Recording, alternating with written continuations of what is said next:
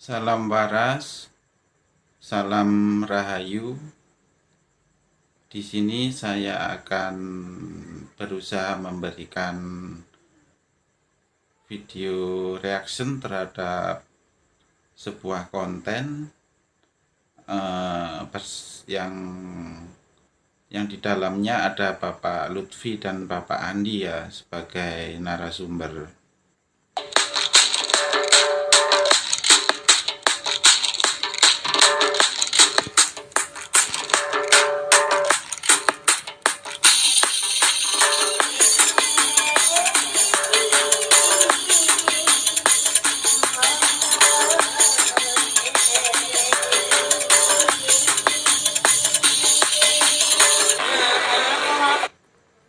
Sepintas situs ini agak mirip dengan situs Candi Kedaton ya. Jadi kesannya masih berantakan dan terlihat tak beraturan.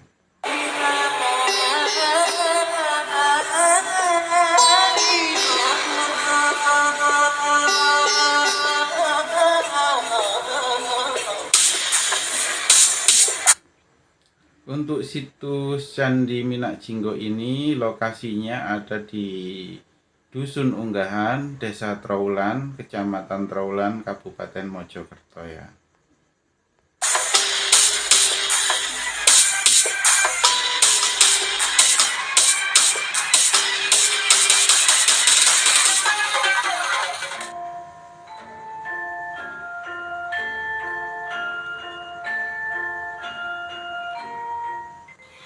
Assalamualaikum warahmatullahi wabarakatuh. Waalaikumsalam warahmatullahi wabarakatuh. Pak Lutfi, saat ini Ya. kita ada di Candi Minak Jinggo.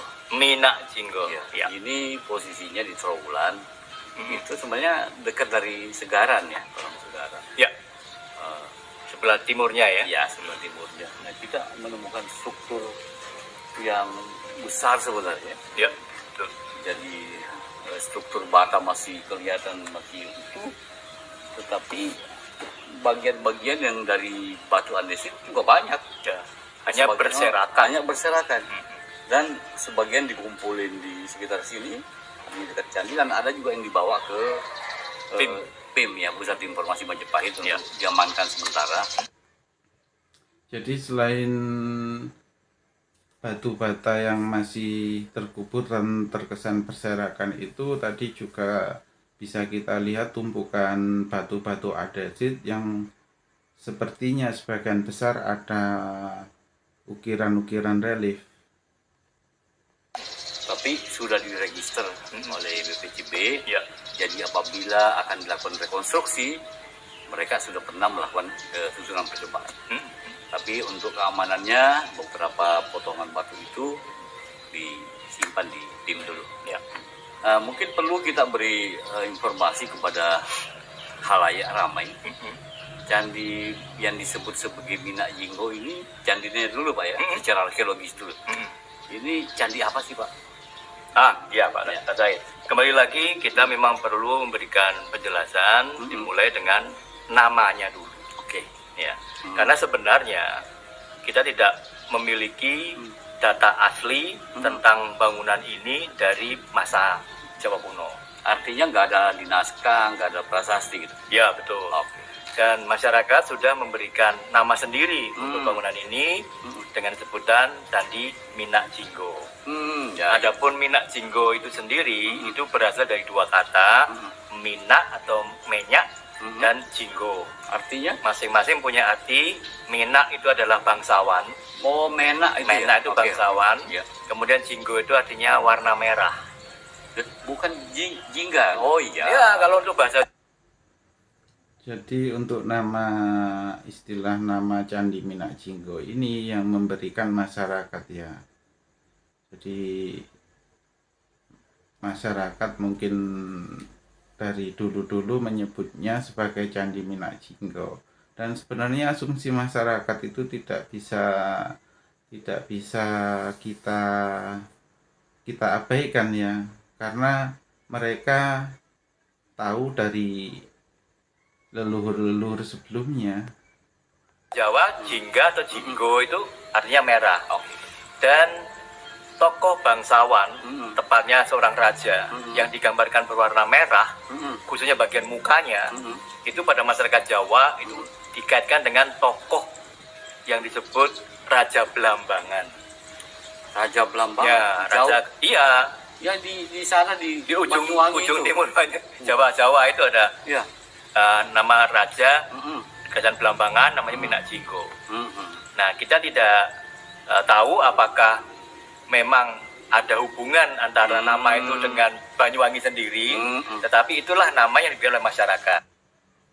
Jadi situs ini oleh masyarakat dikaitkan dengan seorang raja dari Blambangan yang disebutkan tadi sebagai Raja Minak Jinggo ya. Oke. Nah, salah satu informasi yang pernah dicoba telusuri mengapa diberi nama Minyak Jinggo itu terkait dengan adanya artefak ikonografi yang terdapat di situs ini, di candi ini, di mana dia dianggap sebagai sosok dari Raja Minak Jinggo itu sendiri. Oh, tapi bagaimana bisa tahu bahwa dia raja yang warna merah padahal batu kan nggak ada warnanya? Betul. Warna merahnya tidak didapatkan, tapi kebengisannya yang didapatkan. Karena Raja Minak Jinggo terkenal sebagai raja yang bengis. Bukankah yang bengis itu adalah raksasa atau Betul. luar kepala kan? Betul. Dan memang arca yang dikaitkan itu bentuknya berupa demon, jadi raksasa. Oh, iya. Walaupun nanti saya akan jelaskan itu sebenarnya bukanlah itu.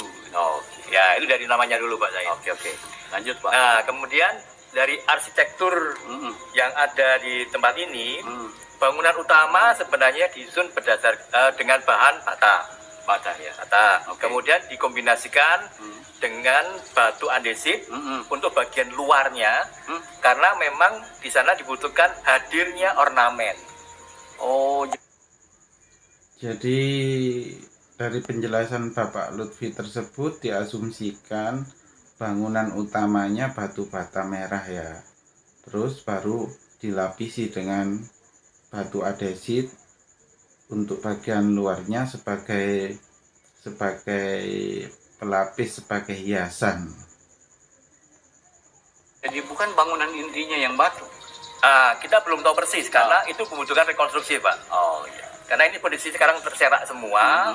Nanti kita baru akan tahu kalau sudah ada studi teknis untuk rekonstruksinya. Baru kita tahu sebenarnya batu-batu andesit yang berornamen itu harusnya berada di mana. Oh iya. Ya. Tapi memang adalah suatu hal yang wajar dan umum kombinasi penggunaan bata dan batu andesit dalam satu bangunan masa Hindu Buddha. Maha Pancabuta itu. Kalau Pancamahabhuda, Pancamahabhuda. ya memang itu bisa diwakili dengan hadirnya bata. Tapi kalau dalam konteks yang lain bisa juga dihadirkan dalam bentuk peripe. Misalnya gitu ya. Nah, Terkait dengan pembahasan batu bata sebagai bahan bangunan atau batu andesit, di sini saya akan memberikan sedikit pandangan ya. Gini, Majapahit itu dibangun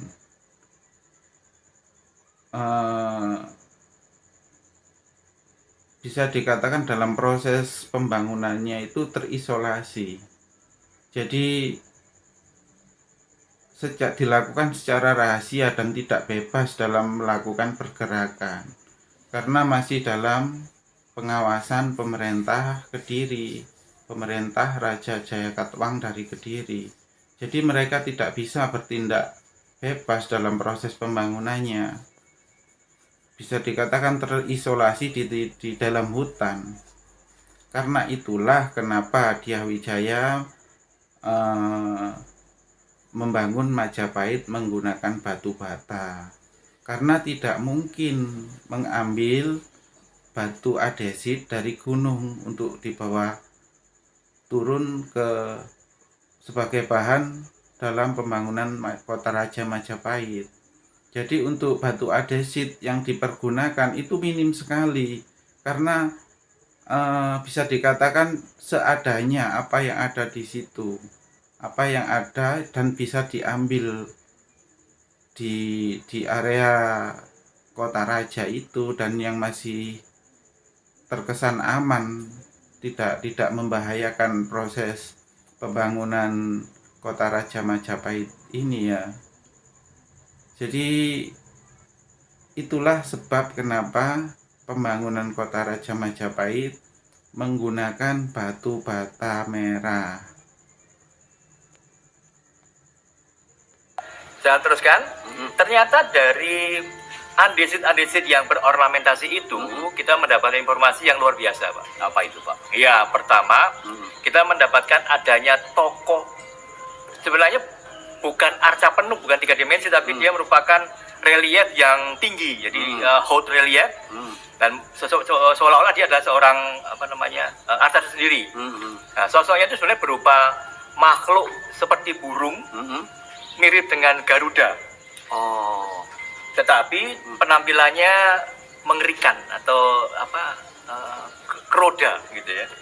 berarti binatang mitologi gitu. Iya, mitologi.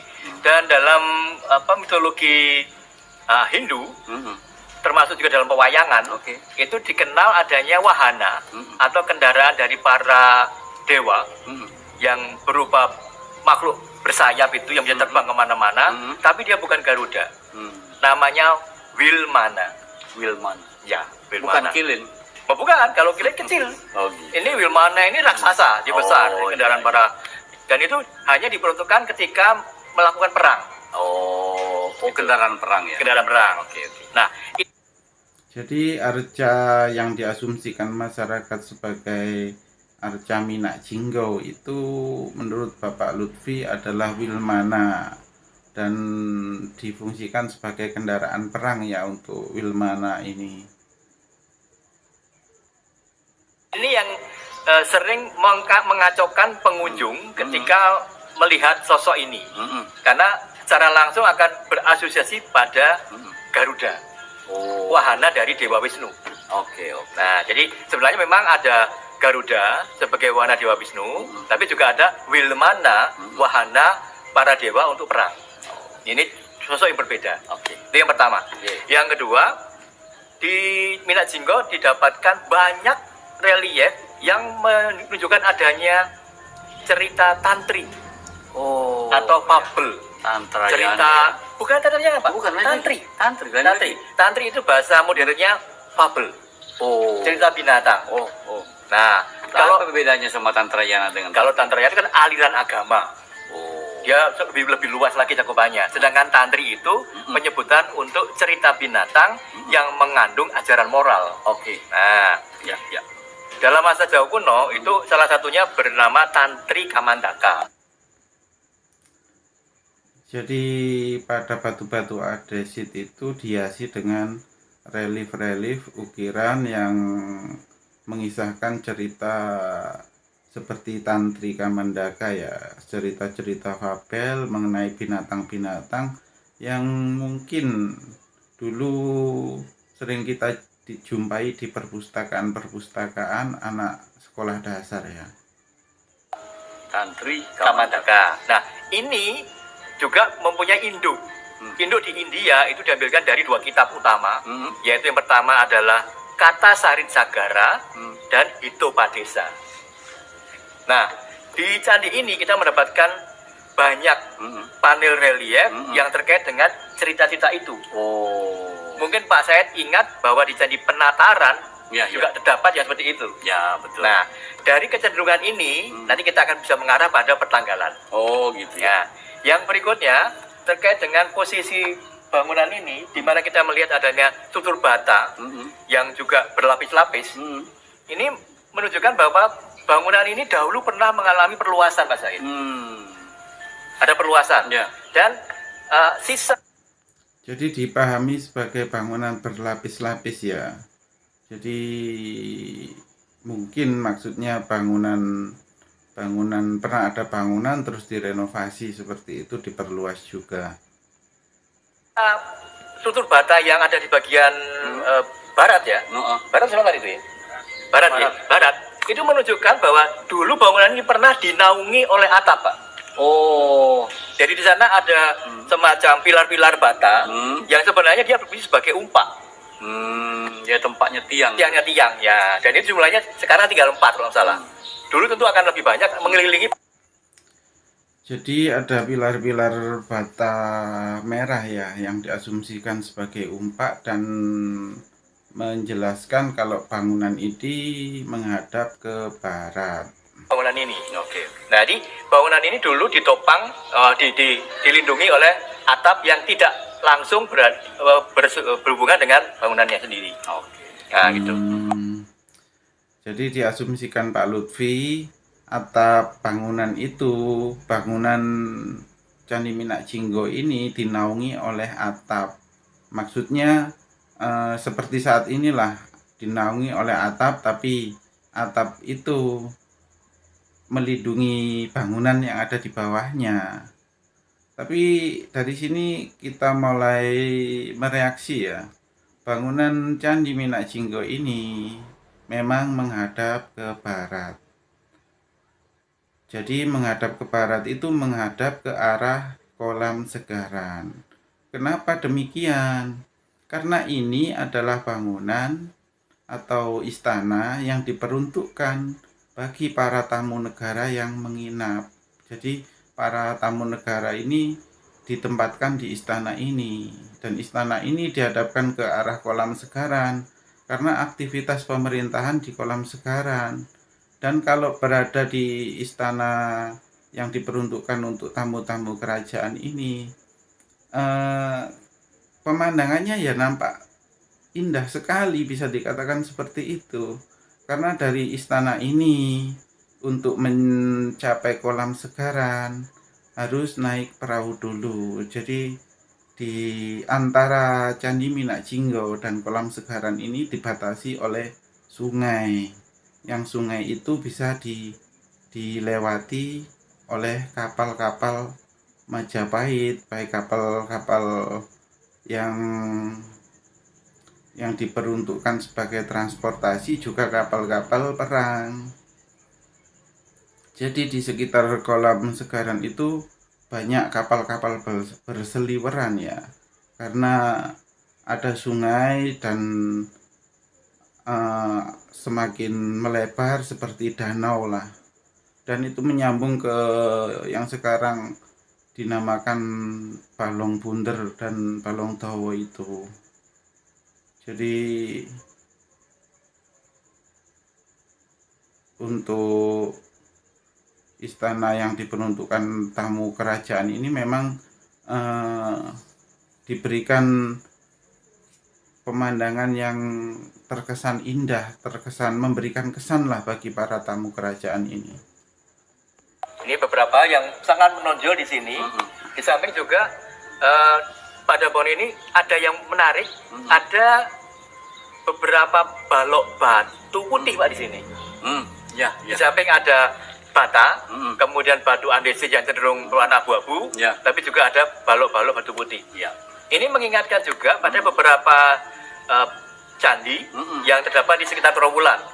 Misalnya kita lihat kemarin tahun lalu kita melihat ada di Kumitir, dan juga ada batu putih. Ya. Kemudian di Klinterjo juga ada batu putih. Ya. Nah, rupa-rupanya ini ada gejala yang mungkin boleh dikatakan umum di wilayah Trawulan, bahwa bangunan suci itu memang tidak senantiasa batu, senantiasa bata, tapi bisa kombinasi, bahkan bisa hadir batu putih.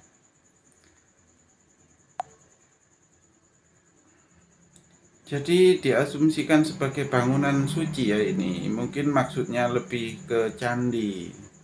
Padahal bangunan ini adalah istana tempat tamu-tamu kerajaan tinggal. Kalau sudah asumsinya seperti itu, ya akan sangat sulit dalam merekonstruksi ya. Karena sudah melenceng jauh, bisa dikatakan seperti itu. Bisa hadir batu putih. Ya mungkin ketersediaan bahan pada masa itu ya seperti itu Pak. Sangat mungkin Pak. Ya. Di samping memang dari sisi artistik, kalau relief itu dibagikan pada batu putih, itu akan lebih hidup Pak sifatnya. Dan lebih mudah Pak. Ya, lebih mudah cara menggarapnya. Ya. Itu.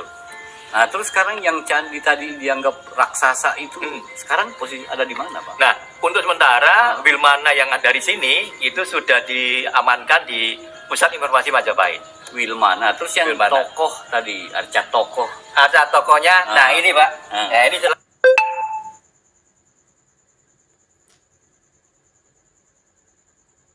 itu sudah diamankan di Pusat Informasi Majapahit. Wilmana. Terus yang Wilmana. tokoh tadi, arca tokoh. Ada tokohnya. Nah, ini Pak. Ya, ini jelas kepalanya di sini, Pak. Nah, ini adalah salah satu fragmen dari kepala arca yang memang juga ditemukan di lokasi ini. Nah, kita hanya mendapatkan sisanya saja ini. Ini pahatannya memang menunjukkan adanya kecenderungan berasal dari periode Majapahit. Hanya kemungkinan dugaan saya ini juga belum selesai Pak ini cara mengerjakannya. Karena ini di bagian ini Pak, bagian atas dahinya, ini jadi dahinya. Kemudian ini ada jamang. Kemudian bagian ini masih polos Pak. Masih polos. Jadi ini ini masih polos ini. Ya. Ini masih polos Pak. Harusnya ada pahatan di situ. Oh, iya. Berarti yang Seringkali ya kita dapati Pak Lutfi ini memberi penjelasan untuk artefak atau barang yang ditemukan di situs-situs dan juga candi-candi yang sudah berdiri itu dipahami sebagai sesuatu yang belum selesai, belum rampung. Tidak menunjukkan bahwa ini arca dewa utama atau Siwa. Oh, iya. Karena ternyata pada bagian dahinya di sini tidak terlihat adanya mata ketiga. Ya kan belum jadi, Pak. Iya kan? Iya, cuma biasanya kalau pada bagian dahi itu ada mata ketiga, itu langsung kita bisa melihat oh ini adalah arca Siwa. Oke. Nah, mungkin juga nanti dengan bantuan adanya bagian gelungnya ini, kita bisa coba lacak lebih lanjut. Tokoh ini menuju pada tokoh siapa gitu. Oh, gitu. Iya. Tapi secara jenis kelamin kira-kira mewakili laki atau perempuan nih, Pak? Saya cenderung menduga ini laki-laki karena pada bagian telinganya itu tidak begitu raya dengan hiasan sumping atau hiasan anting. Ya, ini benar nih. Nah, jadi tidak terlalu raya dengan kalau biasanya untuk wanita itu pada bagian telinganya kan raya dengan sumping atau anting. Oh, iya. Oke. Nah, yang saya tanya tadi itu Pak Lutfi adalah arca yang menjadi sumber kenapa orang menyebutnya ini adalah Minak Jinggo. Wilmana tadi, yang raksasa itu ya, bukan yang tokoh yang mewakili raja. Enggak. Oh, bukan. Bukan. Oh, Wilmana itu ya. Karena memang sosoknya raksasa dan mengerikan begitu. Tapi itu kan bukan wujud manusia. Betul. Itulah masyarakat. Oh iya. Itu pendapat masyarakat atau ahli yang meneliti masalah ini? Masyarakat yang memberikan. Kalau kami memang sudah bisa mencoba melacak ya sosok makhluk bersayap. Kalau menurut saya masyarakat memahaminya sebagai Minak Jinggo itu bukan seperti yang dinyatakan Pak Lutfi ya. Ini dia bukan manusia, bukan dewa, tapi dia adalah wahana dari dewa. Oke, pertanyaan selanjutnya, ada nggak tokoh atau siapa di masa Majapahit yang terkait dengan bangunan ini? Selain tadi raja yang merah, ada nggak yang lain? Ya sebenarnya agak susah Pak Said untuk mengacu ke raja siapa yang bisa dikaitkan dengan Minak Jinggo sendiri atau dengan candi ini. Kita hanya mempunyai data yang kuat bahwa candi ini memang berlangga Majapahit. Oh, tetapi untuk lebih spesifik terkait dengan raja tertentu atau tahun kapan itu memang kita tidak atau belum mendapatkan data. Oke. Walaupun umumnya banyak candi dari masa Majapahit itu dilengkapi dengan angka tahun. Oke. Hanya kita mungkin belum beruntung untuk di sini kita belum mendapatkan itu. Oke. Ya. Nah, satu hal lagi. Ini kan di masyarakat umum ada yang mengait-kaitkan antara candi ini dengan tokoh tertentu ya. Seperti Damar Wulan yang yang kita tahu bahwa itu adalah mitos sebenarnya. Itu mitos, nggak ada sebenarnya. Terus istrinya si Ratu Kencana Wungu ya, seperti itu. Nah, kira-kira bagaimana sih masyarakat bisa mengaitkan ini seperti ini? Ya, Padahal kita tahu kedua tokoh itu adalah tidak ada. memang sebenarnya itu bagi saya pribadi tentu membutuhkan suatu kajian. Apakah folklore yang berkembang di masyarakat itu mempunyai dasar yang didukung oleh sumber tertentu, atau memang berangkat dari masyarakat secara langsung, jadi memang kehendak masyarakat sendiri itu. Atau mungkin ada babat. Dari sini bisa dipahami ya, kalau memang untuk saat ini pemahaman pada hal-hal yang sifatnya berhubungan dengan leluhur dulu, kebiasaan leluhur, tradisi para leluhur kita itu sangat minim ya. Karena apa? Dalam hal legenda yang sudah melegenda di masyarakat, cerita Damar Wulan dan Kencana Wungu di sini diasumsikan sebagai sesuatu yang sepertinya sebenarnya tidak ada. Padahal kalau menurut saya, namanya karya sastra yang menceritakan kahanan negara, kahanan pemerintahan, tokoh-tokoh yang ada dalam pemerintahan itu ya tidak menyebutkan nama aslinya, tapi lebih kias sesuai dengan keadaan waktu itu. Jadi dalam arti istilah Kencana Wungu itu ada maksudnya. Jadi Kencana Wungu itu artinya apa? Terus Damar Wulan itu artinya apa? Jadi lebih kias, tapi mewakili tokoh-tokoh yang ada di pemerintahan saat itu. Atau semacam apa gitu yang menjadi dasarnya masyarakat, karena pasti ada dasarnya masyarakat kenapa bisa menebak-nebak seperti itu atau mengait-kaitkan seperti itu. Betul. Yang menganggap tidak ada itu kan kita aja yang akademisi gitu kan. Tapi masyarakat menganggapnya ada. Ya.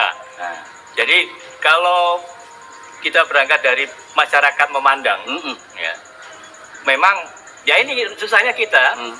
Apakah folklore atau cerita rakyat yang berkembang di masyarakat itu memang benar-benar berdasarkan pada sumber tertentu, entah itu babat atau serat apapun yang lain atau kidungnya. Tapi kita kan tidak tahu bagaimana melacak folklore itu. Nah, yang jelas bahwa masyarakat mempunyai cita rakyat yang berkembang di kelompok itu, masyarakat itu, namun agak kesulitan bagi kita untuk melacak sebenarnya dari mana asal-usulnya. Kalau begitu Pak, biarkanlah jadi literasi itu berkembang ya. Jadi narasi-narasi yang ada di masyarakat ini biarkan saja. Ya. Kita tunjukkan saja bahwa secara akademis ya data historis dan fakta arkeologisnya begini. Iya. Jadi nanti masyarakat biar tahu dua-duanya. Betul. Nah, Ya. biar tahu dua-duanya. Ya. Silahkan nanti yang mana yang mau diikut. Iya, sepakat. Jadi nggak perlu kita memaksakan. Itu nggak ada, ini ada, nggak boleh gitu. Iya. Oke. Hal lain yang kira-kira bisa diungkap. Dari hal ini kita bisa menyimpulkan ya, kalau kiblat pemahaman masyarakat kita saat ini, terutama para tokohnya, itu lebih ke bawah dengan hal-hal yang bisa dikatakan jauh dari pemahaman para leluhur terdahulu. Kan terkait dengan candi ini Pak. Kalau hal lain itu berupa pertanyaan boleh enggak, Pak? Boleh juga. boleh aja Pak. Ini Pak Zain. Jadi dari sisi pelestarian, Candi Minak Jinggo sudah punya atap sekarang ini. Ya. Jadi sudah terbebas dari hujan dan panas ya.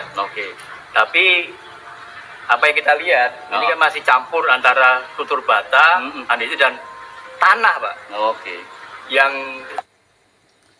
Kembali lagi melanjutkan yang tadi ya. Jadi Mojopahit, masa pembangunan Kota Raja Majapahit ini pada masa yang masih dalam pengawasan ketat pemerintah Kediri. Jadi pembangunan Kota Raja Majapahit ini terisolasi. Jadi ada di dalam hutan dan nggak bisa bebas bergerak ke sana kemari untuk menyiapkan bahan yang umumnya dipakai untuk membangun suatu kerajaan. Tapi dalam hal ini karena kepandaian tokoh-tokoh yang membangun Kota Raja Majapahit ini hingga bisa mendirikan suatu kerajaan, mendirikan kota raja, kerajaan Majapahit dengan bahan batu bata merah ini ya. Dan selain untuk pembuatan batu bata merah, galian-galian dari tanah tersebut juga didesain untuk menjadi sungai-sungai, danau. Intinya pembangunannya benar-benar terarah dan dibuat seefisien mungkin. Jadi selain tanah digali dijadikan batu bata merah, juga galiannya difungsikan sebagai sungai, danau, dan arsitekturnya itu tanah pun ditata sedemikian rupa. Jadi nggak dibuat rata, lebih seperti berombak-ombak gitu.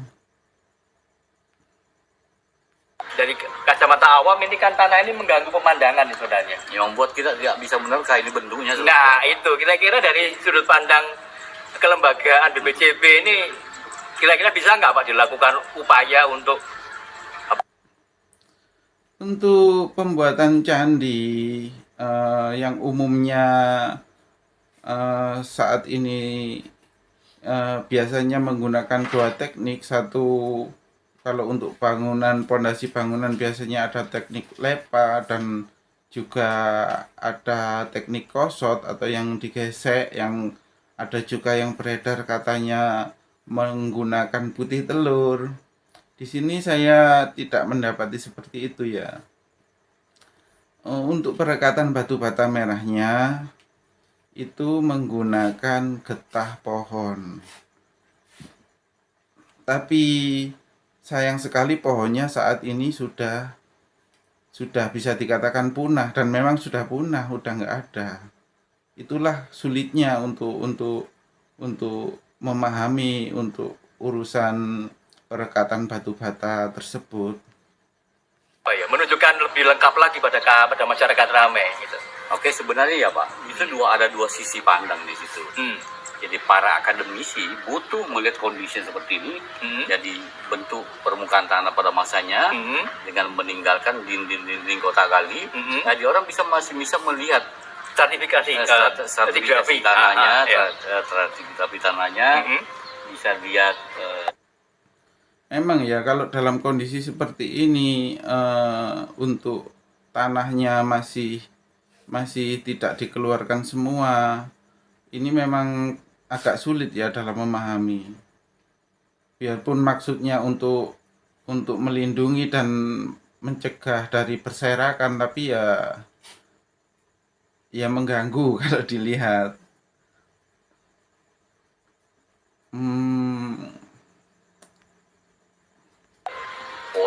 Posisi benda.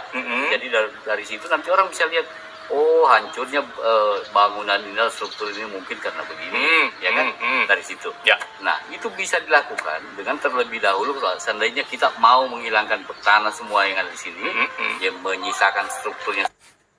Untuk bangunan ini ya mirip-mirip bangunan yang di Candi Kedaton itu ya. Kalau bangunan bangunan di Majapahit itu rata-rata kalau untuk istana atau untuk tempat yang penting itu selalu ada ruang bawah tanahnya, dan susunannya biasanya di bawah tanah itu bertingkat 2. Bedanya dengan yang di Candi Kedaton, kalau Candi Kedaton itu kan bangunan labirinnya di bawah tanah. Untuk bangunan yang ada rumah kayunya itu hanya di bagian yang dianggap candi itu. Tapi kalau ini ruang bawah tanahnya itu ada di bangunan yang berdiri.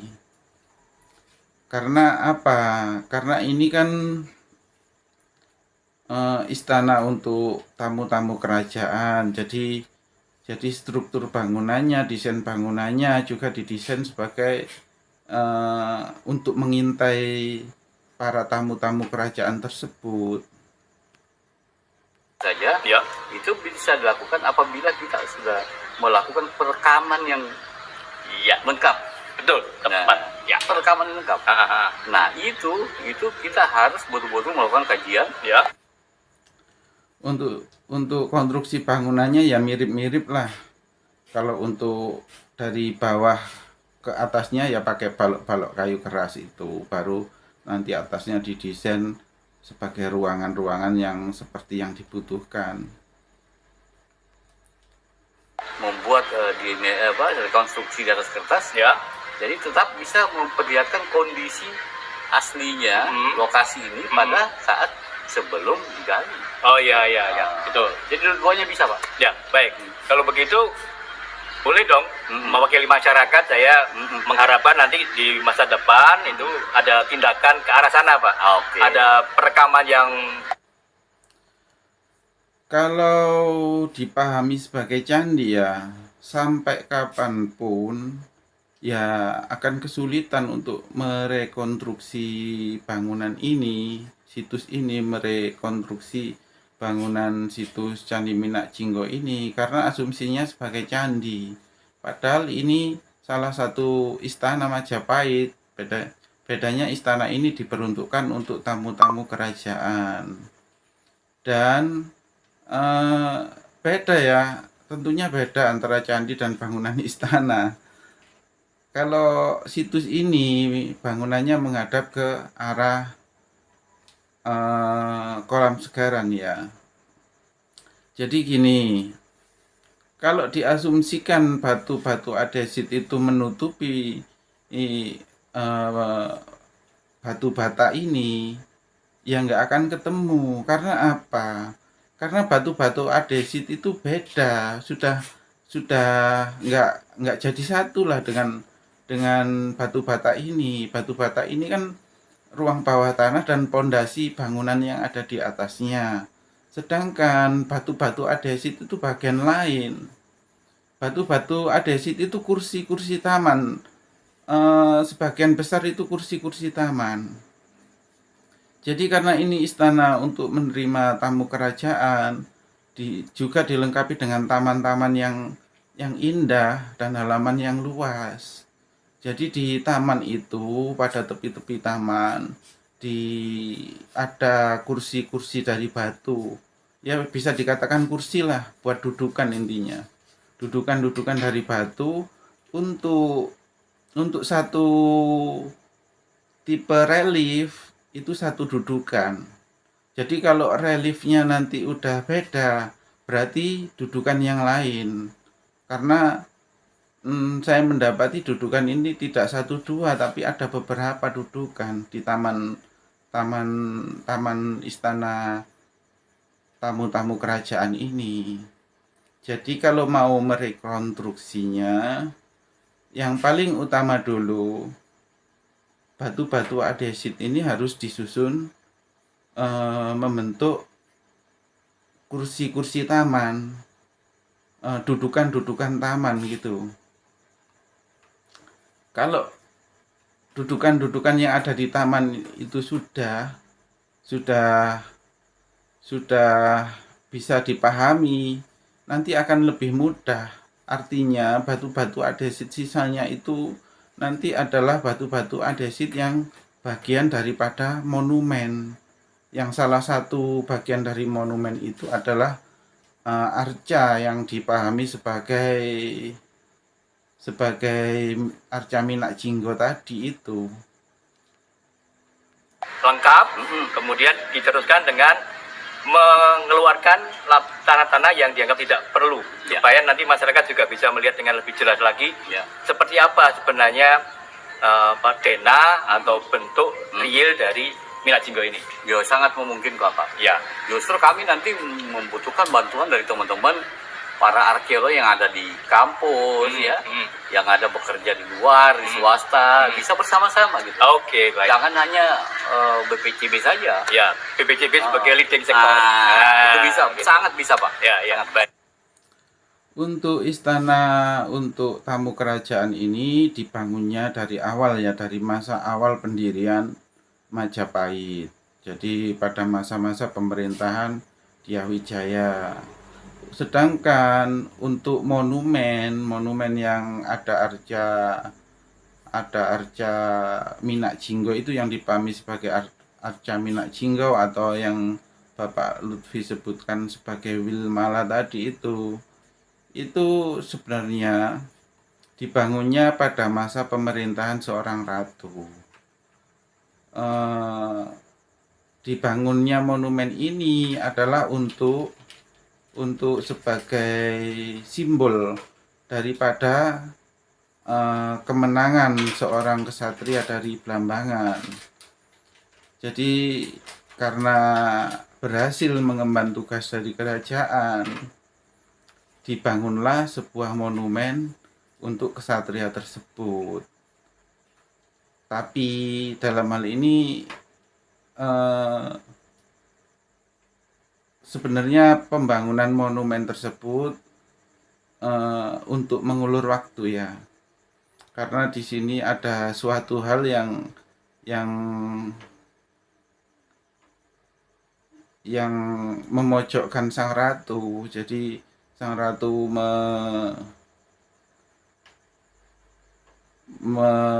membangun monumen ini untuk mengulur waktu, dan setelah monumen itu selesai ternyata apa yang seharusnya dipenuhi tidak jadi dipenuhi. Baiklah Pak Lutfi, kita udah ngobrolin berapa hal ya, yang ya masih susah untuk kita dapat kesimpulan yang utuh, karena memang kita masih butuh data yang lebih luas lagi. Dan untuk merekonstruksi Kota Raja Majapahit ini, peranan sungai, danau itu sangat penting ya. Jadi seharusnya pihak-pihak terkait itu, kalau menurut saya, lebih menelusuri sungai dan danau-danau tersebut. Karena apa? Kan bisa dibedakan lapis tanahnya gimana. Biar paham nanti gimana sih Kota Raja Majapahit itu. Apa benar Kota Raja Majapahit itu di Trowulan? Apa benar di Kolam Segaran itu dijadikan pusat pemerintahan? Itu dari situ nanti akan lebih mudah lah dipahami kenapa struktur tanah di utara Kolam Segaran itu rendah, sedangkan struktur tanah di barat daya itu lebih rata dengan Kolam Segaran. Kenapa struktur tanah di selatan Kolam Segaran itu rendah, dan kenapa struktur tanah dari Balong Bunder kalau ke arah timur itu juga rendah. Dari situ kan sudah bisa sedikit ada gambaran antara tanah yang rata dengan Kolam Segaran dan tanah yang lebih rendah dari Kolam Segaran. Karena di sini saya mendapati untuk di utara Kolam Segaran itu ada istana Raja Majapahit yang diperuntukkan untuk menjamu dan menerima tamu kerajaan. Jadi di utaranya kolam Segaran, agak ke timur, agak menyamping ke timur. Kalau sekarang ada di barat situs Putri Cempo, di situ berdiri sebuah istana yang diperuntukkan untuk menerima dan menjamu tamu-tamu kerajaan. Sedangkan untuk bangunan yang diperuntukkan bagi para pejabat yang bertugas itu ada di atas rawa-rawa yang ada di selatan kolam Segaran. Jadi untuk satu pejabat menempati satu bangunan, dan dari bangunan pejabat yang satu ke pejabat yang lain itu disambungkan dengan jembatan kayu. Jadi ada jarak. Di sini kan mungkin lebih sifatnya demi keamanan. Karena apa? Majapahit itu banyak menggunakan air ya. Prajurit-prajuritnya nampak sekali banyak yang bergerak di air, di selokan gitu. Terus mungkin lebih menjaga keamanan dari telik sandi musuh juga. Karena itu didesain seperti itu. Memang candi ini masih butuh kajian lebih luas lagi, karena tanahnya juga belum digali semuanya. Ya. Nah, jadi mudah-mudahan tetap kita bisa melakukan kajian yang lebih sempurna. Untuk taman yang di depan istana tamu itu batu-batu andesitnya sebagian besar adalah dudukan-dudukan di taman ya. Terus untuk sisanya itu lebih bagian dari monumen yang ada arca Wilmananya itu simbol seperti ini loh maksudnya. Jadi simbol penghargaan bagi seorang kesatria yang memiliki kekuatan yang besar. Jadi kayak gini, itu menggambarkan kalau kesatria itu berpasangan dengan ratu, nanti akan membawa Majapahit mencapai puncak kemegahan lah, puncak kebesarannya. Jadi kalau mereka bersama nanti bisa terbang tinggi lah, intinya seperti itu. Sehingga kita bisa menyampaikan informasi dan nilai penting daripada candi ini kepada masyarakat secara umum, ya, terutama kepada generasi muda, ya, para pelajar, ya, sampai mahasiswa, para peneliti. Bisa dikatakan kalau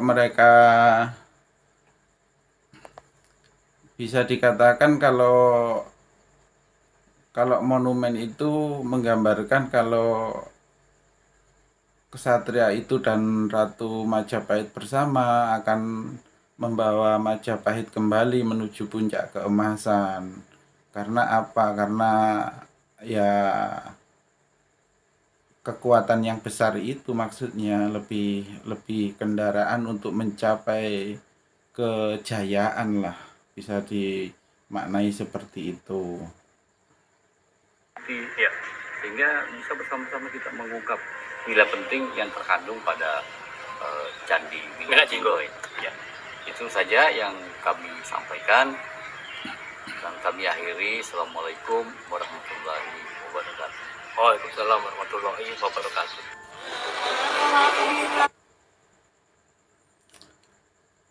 Untuk gini ya, kalau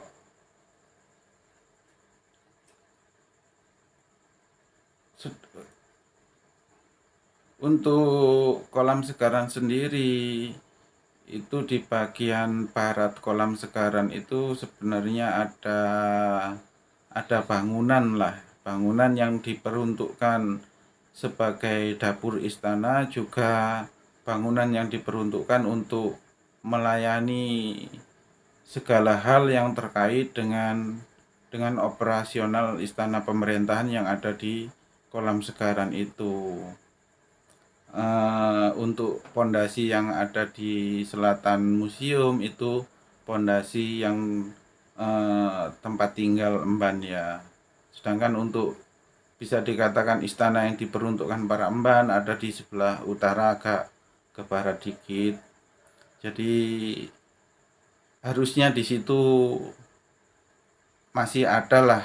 Kalau sudah nggak ada ya mungkin sudah hancur. Harusnya ada dapur-dapur istana gitu.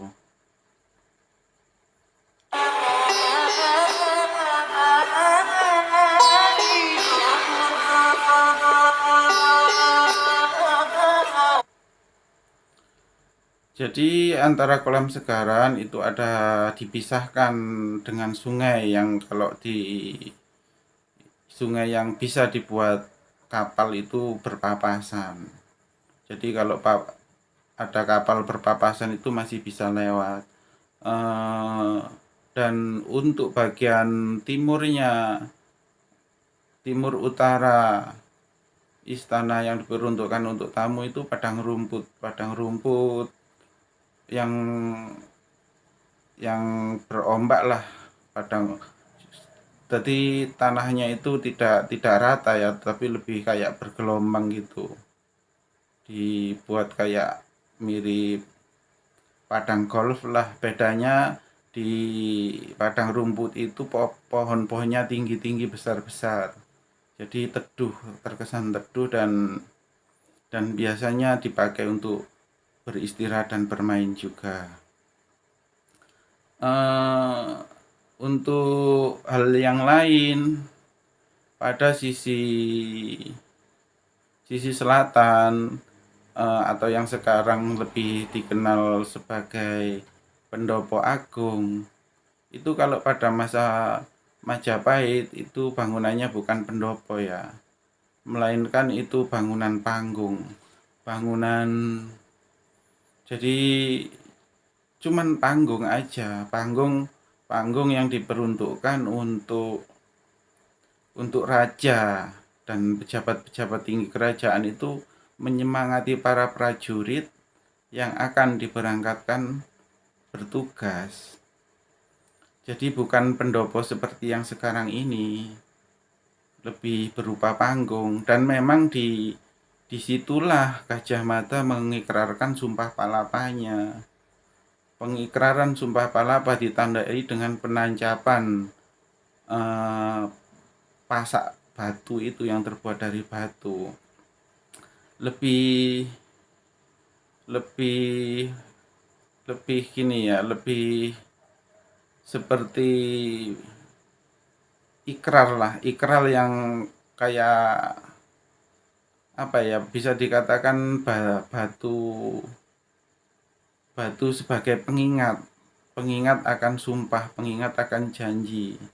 Karena itu di setiap bangunan yang ada di Majapahit nanti tentunya juga akan banyak batu-batu yang berdiri, karena itu selain sebagai pengingat janji juga dirituali, diberi sesaji. Misalkan bangunan di sebelah itu, di sebelah timurnya Pendopo Agung Trowulan itu, timurnya itu lapangan padang rumput kosong, dan di sebelah timur kalau ditarik lurusnya itu juga mungkin hampir lurus lah dengan Candi Minak Jinggo, tapi agak hampir lurus dengan Candi Minak Jinggo, tapi arahnya lurus dengan Pendopo Agung ke timur terus. Itu di situ ada pusat kerajinan arca, pusat kerajinan dari batu adesit milik kerajaan. Dan di sebelah timurnya lagi ada pusat kerajinan terakota, kerajinan dari tanah liat yang milik kerajaan juga. Di situ juga ada batu yang ditancapkan. Jadi pekerjanya itu tiap hari ke situ dulu ritual, entah berdoa atau apalah, lebih kayak janji kesetiaan pada kerajaan itu disimbolkan dengan batu tersebut. Jadi kayak batunya terus diberi sesaji dan berdoa di situ, terus baru beraktivitas. Begitu juga dengan batu yang di Pendopo Agung itu, bedanya itu kan perwujudan sumpahnya Gajah Mada.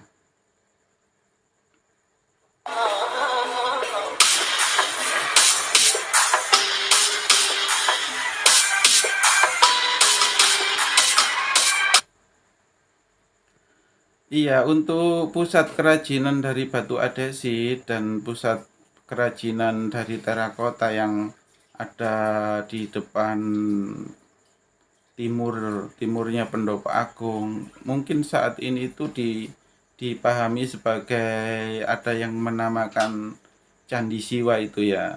Jadi itu memang pusat pengrajin, pusat kerajinan dari batu adesit, dan di timurnya pusat kerajinan terakota dari tanah liat. Jadi berdampingan.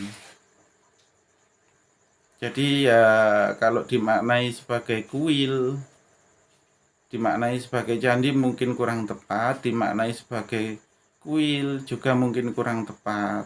Karena kalau dimaknai sebagai kuil, hampir di tiap tempat yang ada bangunannya itu selalu ada batu yang dijadikan tempat berdoa itu.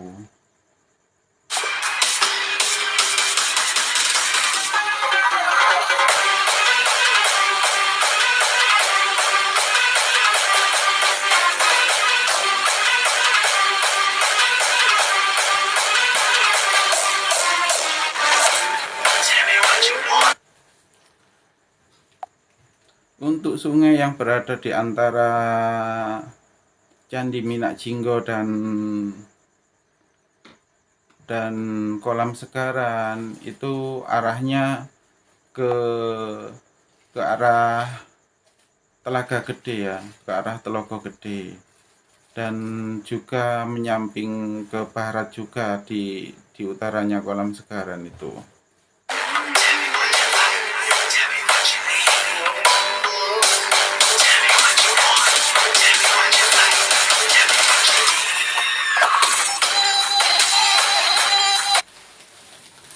Terus untuk pagar di Majapahit itu tidak seluruhnya pakai batu bata merah ya. Karena Majapahit itu banyak menggunakan pagar hidup. Jadi pagar batu bata merah itu hanya pada bagian-bagian tertentu aja yang dirasa perlu.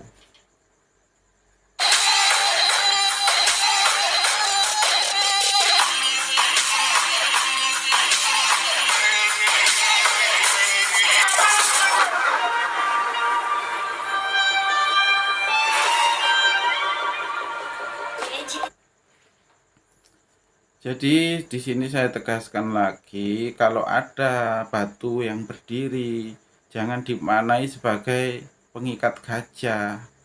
Gajah di sini maksudnya itu lebih pengikat ucapan, lebih bersimbol suatu janji, simbol daripada ucapan itu maksudnya. Dari saya cukupkan sekian. Salam waras, salam rahayu, mugi yang mau kuasa pinaringan pancaran sinar-sinar pengayoman, perlindungan dumateng kula panjenengan.